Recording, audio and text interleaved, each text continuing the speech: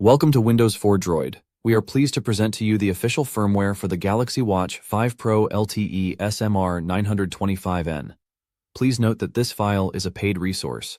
All relevant contact information can be found in the description below. Below you will also find a breakdown of some of the key features included in this firmware. The following outlines several of the key firmware features available for this package. This solution provides the capability to unbrick the Galaxy Watch 5 Pro LTE, model SM-R925N, restoring full device functionality in situations where the watch has become unresponsive or non-operational. Additionally, it includes the ability to remove live demo mode, also known as retail mode, returning the device to standard consumer operation.